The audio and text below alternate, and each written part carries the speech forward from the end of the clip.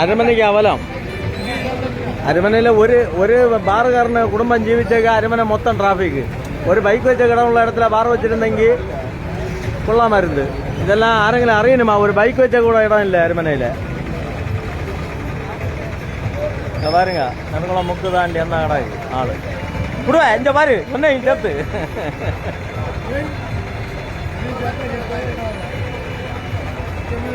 ஏன் நம்ம என்ன குறையாத மாதிரி நிற்கும் இல்லை இல்லையா அங்கே போனோம் அங்கோட்டு